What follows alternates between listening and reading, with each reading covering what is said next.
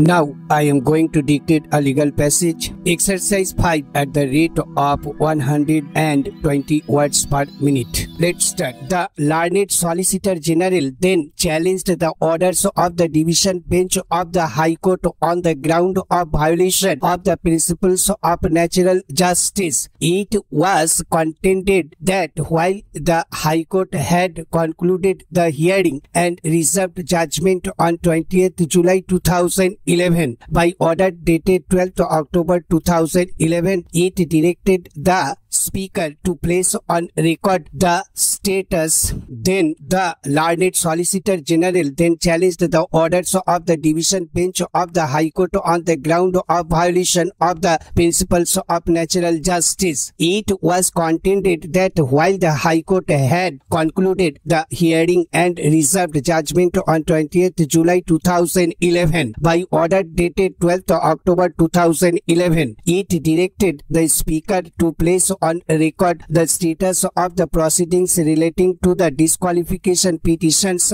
although the same were duly filed without giving the parties further opportunity of hearing with regard to the said records. The Division Bench directed the matter to be listed for further consideration on 19th December 2011. It was submitted that though the bench did not assemble on 19th December 2011, the Division Bench delivered the impugned judgment on 20th December 2011 without any further opportunity of hearing to the parties para. The learned Solicitor General submitted that the proceeding adopted was contrary to the law laid down in another case wherein it was stated as under. In view of the limited scope of judicial review that is available on account of the family clause in paragraph 6 and also having regard to the constitutional intendment and the status of the prosperity of the adjudicatory power, that is Speaker,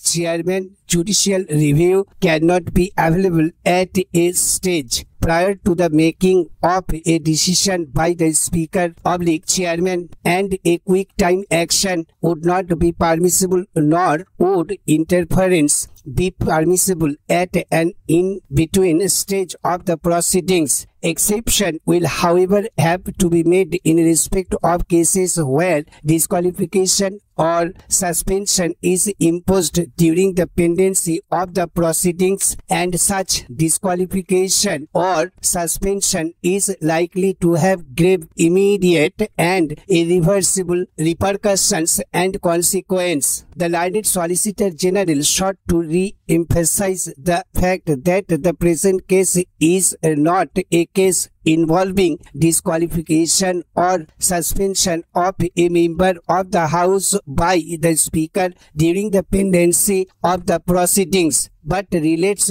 to disqualification proceedings pending before the Speaker which were not being disposed of for one reason or the other. It was submitted that the fact that the Speaker had not finalized the disqualification petitions for almost a period of 2 years could not and did not vest the High Court with power to usurp the jurisdiction of the Speaker and to pass interim orders para. The learned Solicitor General lastly urged that the single most important error in the impugned judgment is that it sought to force loose the right of the Speaker to decide the disqualification petitions under paragraph 4 of the 10th schedule. The said decision was also wrong, since the Division Bench chose to follow judgment which related to the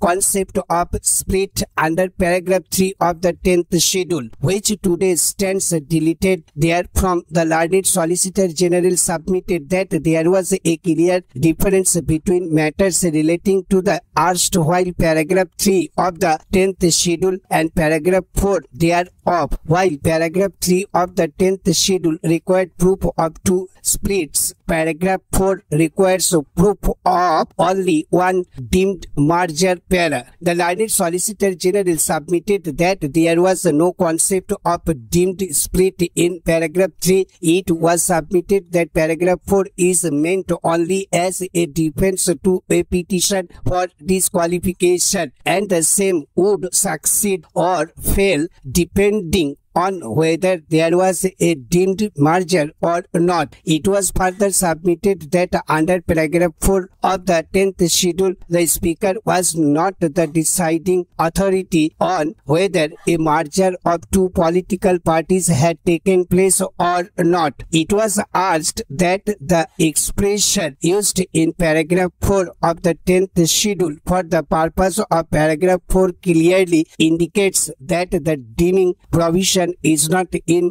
addition to, but for the purpose of paragraph 4, which is entirely different from the scheme of paragraph 3, which uses the expression and thereby indicating that a split takes place only if there is a split in the original political party and at least 1/3 of the members of the legislature party also joined in. It was further submitted that the use of the expression if and only if in paragraph 4 of the 10th schedule is to re-emphasize the fact that the Speaker cannot decide whether merger of the original party had taken place, as he is only required to decide whether merger was a defense in a disqualification petition filed under paragraph 6 of the 10th schedule. The learned Solicitor General then urged the submission advanced on behalf of the respondent number 1 that in view of the delay